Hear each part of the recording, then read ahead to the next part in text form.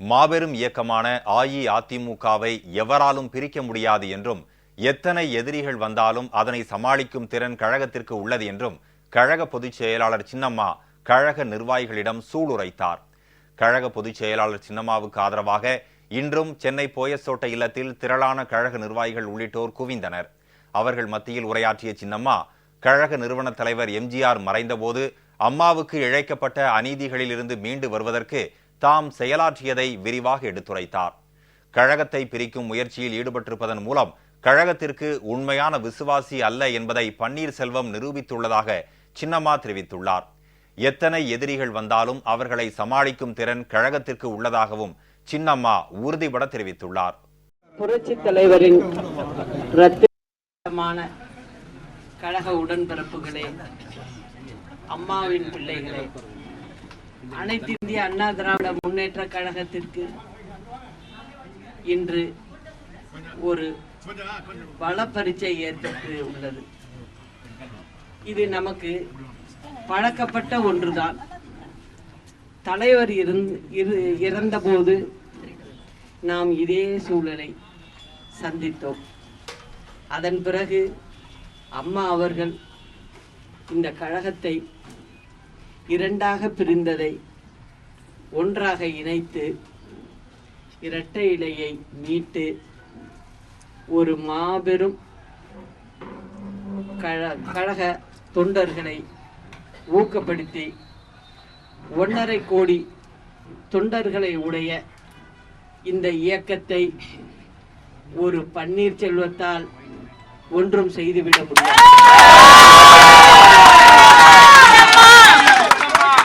அம்மா தெரிஞ்சோ தெரியாமலோ ஒரு வார்த்தையை சொன்னார் சட்டமன்றத்தில். ஒரு பெண்ணை தலைவியாக கொண்ட இயக்கம் இது என்று சொன்னார். இது காலாகாலத்துக்கும் மென்மேலும் வளரும் என்று சபதமேற்று சொன்னார். அதன் விளைவாக உங்களின் பேராதரவுடன் நானும் ஒரு பெண், நான் இந்த இயக்கத்திற்கு தலைமையேற்று பொதுச் செயலாளராக உங்களால் தேர்ந்தெடுக்கப்பட்டுள்ளேன். அம்மா சொன்னதை 33 ஆண்டுகளாக வேறு எந்த பக்கமும் திரும்பாமல் அம்மாவை மட்டுமே பார்த்து வளர்ந்த நான் இந்த இயக்கத்தை எந்த ஒரு தனி மனிதனாலும் பிரித்துவிட முடியாது. அவர்களுக்கு பதவியும் பவிசும் யாரால் வந்தது? ஒரு பெரிய குலத்தில் இருந்த ஒரு சாதாரண மனிதரை அம்மாதான் இன்று ஒரு மனிதனாக உருவாக்கினார். இந்த இயக்கத்தை நன்றி இல்லாமல் பிரித்து ஆட நினைக்கிறார். இதிலிருந்தே என்ன தெரிகிறது? உண்மையாக அவர் இந்த கழகத்திற்கு விசுவாசமாக இருந்தவர் அல்ல என்பதை காட்டிவிட்டார்.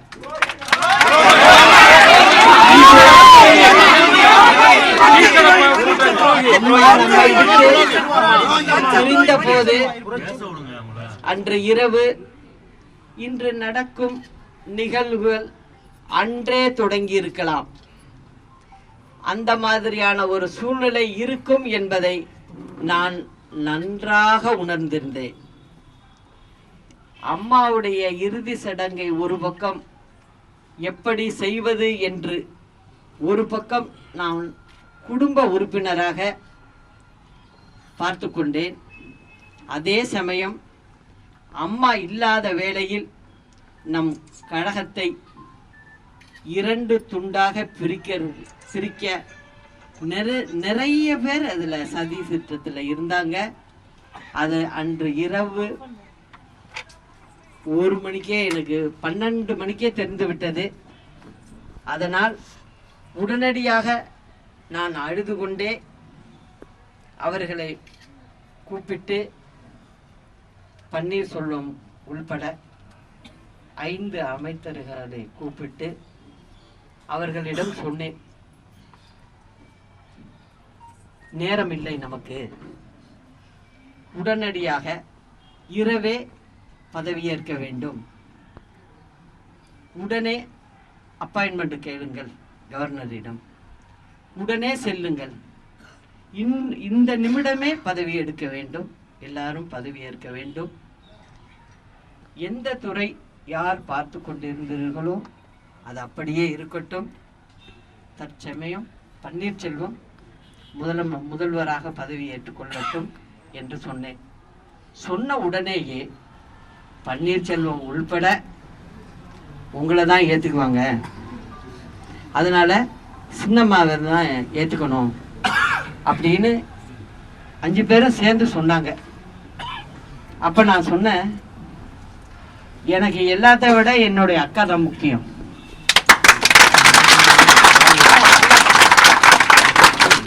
அதனால அவங்களுடைய உடல் அருகே நான் இருந்தாகணும். அந்த உடலை விட்டு ஒரு இன்ச்சு பிரிய மாட்டேன் நான். அதனால எனக்கு இந்த பதவியெல்லாம் நான் என்னைக்குமே ஆசைப்பட்டது கிடையாது. அதனால இப்ப உடனடியா செய்யறத உடனே செய்யுங்க, அப்படி வேணும்னா பின்னாடி பார்த்துக்கலாம். இப்ப நான் சொல்றதை கேட்டு உடனடியா எல்லாரும் போய் பதவி ஏற்ப செஞ்சிடுங்க அப்படின்னு சொல்லி உடனே நாங்க அதை ஏற்பாடு பண்ணி செய்ய வச்சேன். இந்த நிகழ்ச்சியையும் செய்தது நான் தான். ஆனா என்னை பொறுத்தவரை நான் இருந்த துக்கத்தில் எனக்கு இந்த முதல்வர் பதவி எல்லாம் பெரிதாக தெரியவில்லை. அதை நான் உங்ககிட்ட உண்மையான தொண்டர்கள்கிட்ட நான் ஒரு நேரத்துல சொல்லி ஆக வேண்டிய கட்டாயம் இருக்கு. அதனால நான் இப்ப அதை சொல்றேன் உங்கள்கிட்ட. ஏன்னா நீங்க எல்லாம் அந்த ஹாஸ்பிட்டல்ல பக்கத்துல இல்ல, ஆனா நீங்க தெரிஞ்சுக்கணும் இது எப்படி நடந்துச்சு அப்படிங்கறத நீங்க எல்லாம் புரிஞ்சுக்கணுங்கிறதுக்காக தான் நான் சொன்னேன். அப்பயும் நான் என்ன தெரியுமா நினைச்சேன், அம்மா கிட்ட நான் இருந்தது 33 ஆண்டு காலம், அம்மாவுக்கு எந்த துணையும் இல்லாமல், அம்மாவை பொறுத்த வரைக்கும் புரட்சி தலைவருக்காக இருந்தாங்க. அவருக்கு உடல்நிலை சரியில்லை அப்படின்னு சொன்னதுனால அம்மாவை அவரு அரசியலுக்கு கொண்டு வந்தாரு. கொள்கை பரப்பு செயலாளரா பதவியை கொடுத்து, தமிழ்நாடு பூரா என் தொண்டர்கள் இருக்காங்க, அவரை நீ தான் போய் பார்க்கணும், அவங்களுக்கு உள்ள குறைகளை நீ என்கிட்ட சொல்லணும் அப்படின்னு சொல்லி தான் புரட்சி தலைவர் அம்மாவை கொண்டு வந்தாரு. புரட்சி தலைவர் கொண்டு வந்து அம்மாவை பொறுத்த வரைக்கும் எந்த வேலையை எடுத்தாலும் திறம்பட செய்யணுங்கிற நினைப்பு உள்ளவங்க, சரியா செய்யணும் அப்படிங்கிறதுல இருப்பாங்க. அதன் அடிப்படையில் கிட்டத்தட்ட 9 முறை தமிழ்நாட்டில் அம்மா கால்படாத இடமே கிடையாது. அப்படி சுற்றி வந்து இந்த கட்சி தலைவர் காலத்தில் 15 லட்சம் தொண்டர்கள் இருந்தாங்க. இன்னைக்கு அம்மா 1.5 கோடி தொண்டர்களை நம்மகிட்ட வச்சு போட்டாங்க. அம்மா வந்து அவ்வளவு உழைச்சிருக்காங்க. அந்த சமயத்தில் அம்மா என்ன சொன்னாங்க, தலைவர் இறந்த உடனே, சசி எனக்கு இதெல்லாம் வேண்டாம். வீட்டில் எப்போதுமே அதை சொல்லுவாங்க, தலைவர் இருந்தப்பே அதை சொல்லுவாங்க. அவர்கிட்டயே பலமுறை சொல்லியிருக்காங்க, நானும் கூட இருந்திருக்கேன். அப்போது நான் ஒன்று சொல்லுவேன், அவருக்காக செய்கிறீங்களக்கா, அது திறம்பட நம்ம செஞ்சிடலாம் அப்படின்னு தான் நான் சொல்லி ஒரு ஆர்வத்தை ஊட்டி கொண்டு வந்தவங்கள. அதன் பிறகு தலைவர் இறந்தாரு. இறந்ததும் அன்றைய நிகழ்ச்சி நீங்கள்லாம் பார்த்துருப்பீங்க. அம்மாவை மலர் வளையம் வைக்க கூட எந்த மந்திரிக்கும் மனசு வரல. ஏன், நாளைக்கு இந்த கட்சிக்கு அந்த அம்மா தான் வரும், அதை இப்பயே வரவிடாம பண்ணணும் அப்படிங்கிற நோக்கத்தில் அமைச்சர்களாக இருந்தவங்க அத்தனை பேரும் சேர்ந்துக்கிட்டு அம்மாவுக்காக ஒருத்தர் கூட நியாய குரல் கொடுக்கல. நாங்கள் அங்கே நிற்கிறோம், தலைவர் இறந்துருக்கிறாரு, அம்மா தலைமாட்டில் நிற்கிறாங்க, அம்மாவுக்கு பின்னால் நான் நிற்பேன். அன்னைக்கு மாலை வந்து தலைவரை எடுக்க போகிறாங்க அப்படின்னு பேசிக்கிறாங்க. அதெல்லாம் கூட அங்கே பக்கத்தில் பேசிக்கிறத வச்சு தான் எனக்கு தெரியுது. அதன் பிறகு திடீர்னு உள்ளார தூக்கிட்டு போனாங்க பாடியை. திருப்பி வந்து வீட்டு சடங்கு அப்படின்னாங்க. அப்போ கதவை சாத்திக்கிட்டு போயிட்டாங்க. சாத்துறது யாரு? மந்திரிங்க. நாங்கள் வந்து கதவுக்கு வெளியில் நிற்கிறோம், அம்மாவை வச்சுக்கிட்டு நிற்கிறோம். உள்ளேருந்து திருப்பி திறக்கிறாங்க. நேராக பாடியை தூக்கிட்டு ராணுவ ஒன்றிக்கு கொண்டு போகிறாங்க. அம்மாவை மலர் வளையம் வைக்க யாரும் கூப்பிடலை. நாங்கள் நிற்கிறோம் ஓரமாக. உடனே வண்டிக்கு போகும்போது ஒரு இராணுவ வீரர் பார்த்துக்கிட்டு இருந்து எங்களை கூட்டிகிட்டு, நீங்கள் வாங்கம்மா, நீங்கள் வந்து அங்கே வண்டியில் வைங்க, யார் என்ன சொல்ல முடியும் அப்படின்னு சொல்லி அம்மாவை கூப்பிட்டு போகிறாரு. நான் போகிறேன் கூட. என் கூட மலர் வளையத்தை எடுத்துக்கிட்டு தினாரம் வந்துக்கிட்டு இருக்காரு.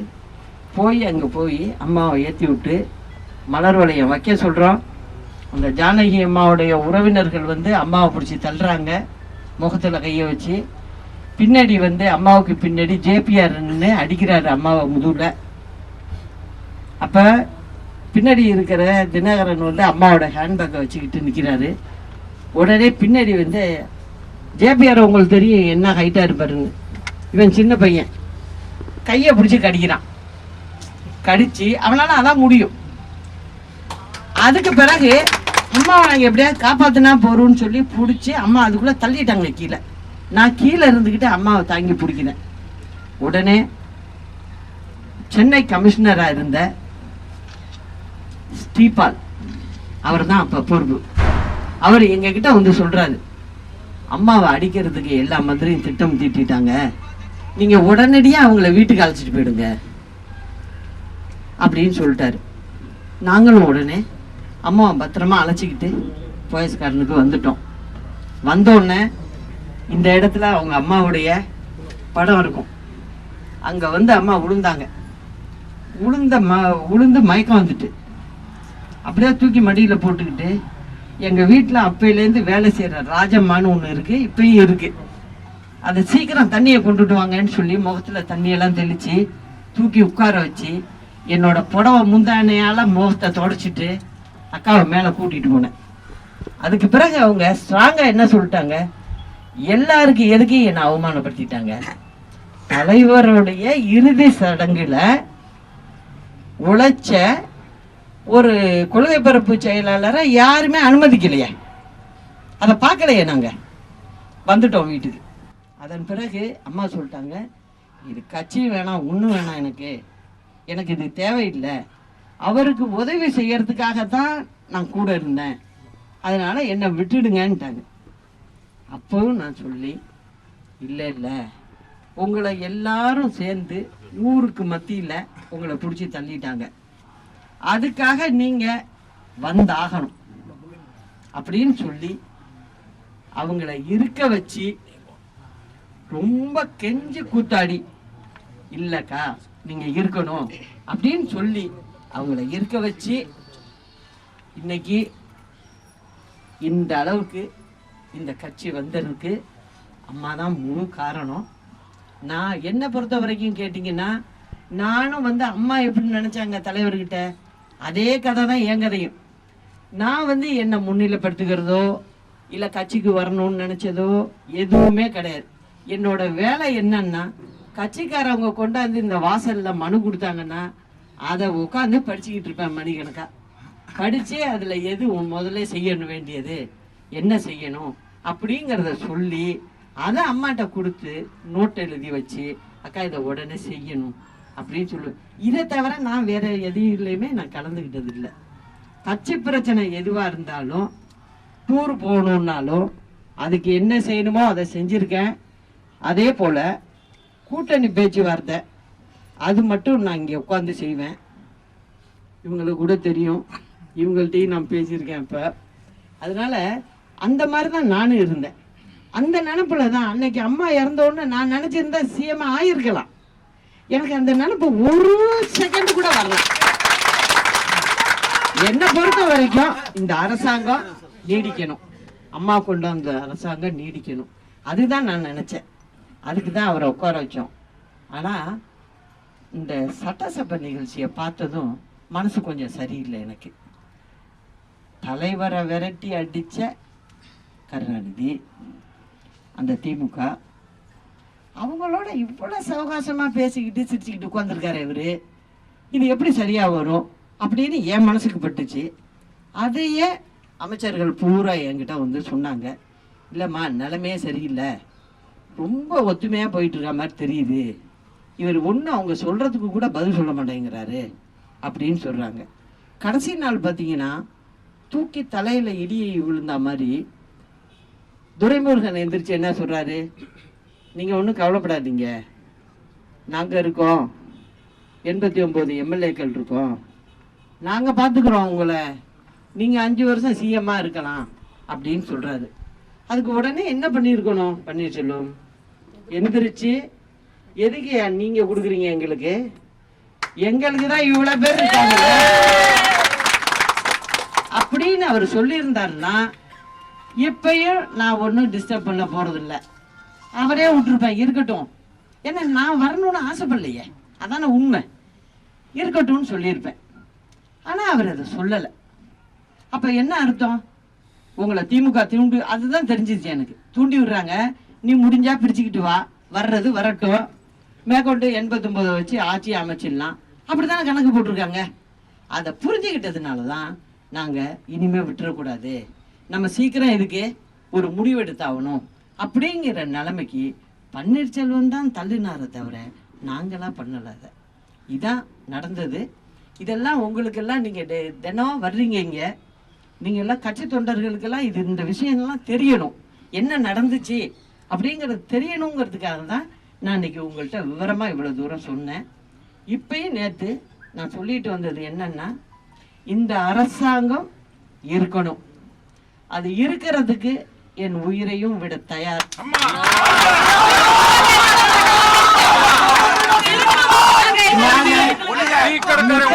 வருஷமா நிறைய போராட்டங்களை சந்திச்சுதான் இந்த அளவுக்கு நம்ம வந்திருக்கோம். அதனால எனக்கு போராட்டம்ங்கிறது பாத்தீங்கன்னா ஒரு கையில உள்ள தூசி மாதிரி. எனக்கு இது மாதிரி நாங்க 1000 பன்னீர்செல்வத்தை பார்த்துட்டு தான் இங்க வந்திருக்கோம். அதனால இத பத்தி எல்லாம் நான் கவலையே படல. நேற்று ஒரு பேட்டி எடுத்தாங்க, அவங்க கேட்டாங்க என்கிட்ட, இந்த மாதிரி நடக்குது, நீங்க ஒரு பெண்ணாச்சே, உங்களுக்கு ஒரு பய உணர்ச்சி இல்லையான்னாங்க. நான் பய உணர்ச்சியை பார்த்தா இந்த அளவுக்கே வந்திருக்க முடியாதுங்க, நாங்க 33 வருஷமா 2 பொம்பளைங்க சேர்ந்து நாங்க பண்ணோங்க, அதனால நீங்க அதை பத்தி கவலையப்படாதீங்க, நாங்க எப்படி செய்வோம்னு எனக்கு தெரியும், சீப்பை மறைச்சிட்டா கல்யாணம் நின்றுடாதுங்க, எங்களுக்கு தெரியும் என்ன வழின்னு. என்னை பொறுத்த வரைக்கும் இந்த ஆட்சியை அமைப்போம், சட்டமன்றத்துல அம்மாவோட படத்தை திறப்போம் அப்படிங்கறத நேற்று உறுதிமொழி எடுத்துக்கிட்டு நானும் எடுத்திருக்கேன், 129 எம்எல்ஏக்களும் எடுத்துக்கிட்டு தான் நான் வீட்டுக்கு வந்தேன். அதனால உங்களுக்கு எல்லாருக்கும் சொல்றேன், உறுதியா அனைத்து இந்திய அண்ணா திராவிட முன்னேற்ற கழகம் தான் ஆட்சியை அமைக்கும். இப்ப மட்டும் இல்ல, அம்மா 2வது முறை ஆட்சியை கொடுத்தாங்க, நான் இன்னைக்கு சொல்றேங்க உங்களுக்கு, 3வது முறை ஆட்சியை என்னால என்ன முடியுமோ அது அத்தனையும் நான் பண்ணுவேன். எத்தனை ஆம்பளைங்க எதிர்கட்சியில இருந்து வந்தாலும் ஒரு பொம்பளை சாதிச்சு காட்டுவேன் நிச்சயம். என் கூட இருக்கீங்க, 1.5 கோடி தொண்டர்கள் நம்ம கூட இருக்கும்போது இந்த கட்சியை யாராலும் ஒண்ணும் செய்ய முடியாது.